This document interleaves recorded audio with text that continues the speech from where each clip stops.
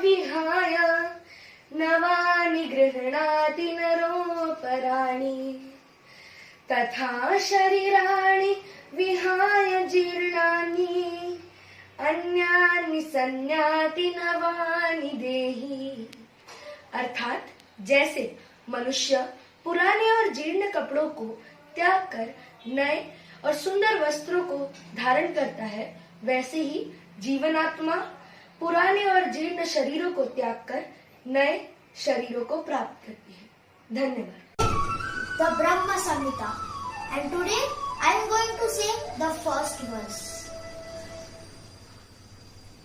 ईश्वरा परमा कृष्णा सच्चिदानंद विग्रहा अनादिर आदिर गोविंद सर्व कारण कारणम चिंतामणि प्रकर सद्म सुकल्प वृक्षा लक्षावृतेषु शूरभीर विपालयन्तम् लक्ष्मी सहस्र शत संभ्रम सेव्यमानम् गोविन्दमादिपुरुषम्।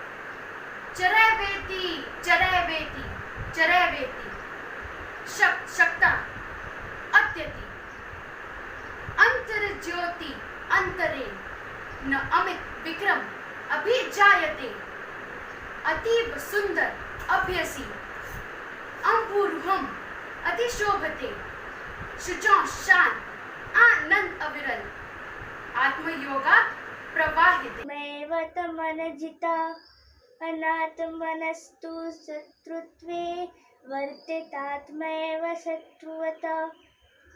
Meaning in English, for one who has conquered the mind is best of friends. But for one who has failed to do so, the mind will remain its greatest enemy. Meaning in Hindi, जिसने मन को जीत लिया है, मन उसका सर्वश्रेष्ठ मित्र है, किंतु जो ऐसा नहीं कर पाया, मन उसके लिए सबसे बड़ा शत्रु बना रहेगा।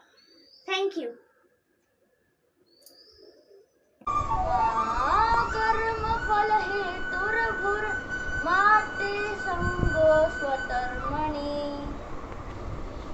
इस श्लोक का अर्थ है, जब अर्जुन और श्री कृष्ण के बीच अद्भुत संवाद हो रहा था, तभी अर्जुन ने कहा कि वे अपने गुरु और परिवार के साथ युद्ध लड़ने में असमर्थ हैं, क्योंकि वे उन्हें घातक नहीं पहुंचा सकते। प्रमदा मोहो तमसो भवतो ज्ञानमेव च। This shloka means that from the mode of godness, real knowledge develops. From the mode of passion, greediness develops. And from the mode of ignorance, madness, foolishness and illusion develops.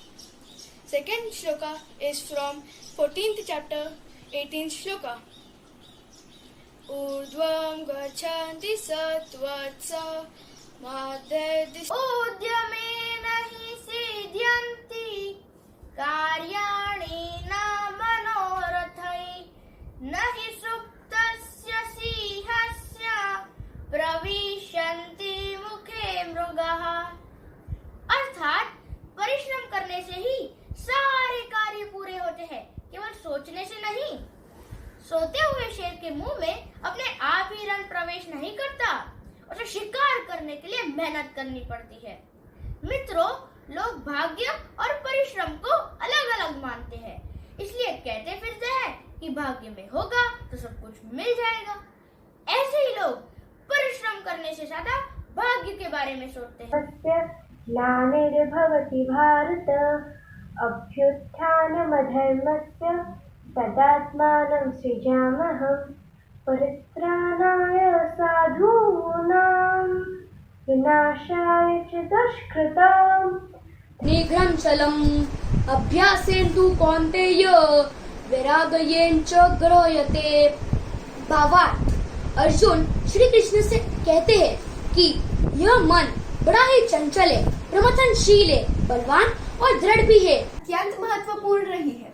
इसे ध्यान में रखकर मैं चाणक्य नीति दर्पणम से एक श्लोक, उसका भावार्थ अर्थ प्रस्तुत कर रही हूँ, जो विद्यार्थियों के जीवन के मूल्यों पर आधारित है।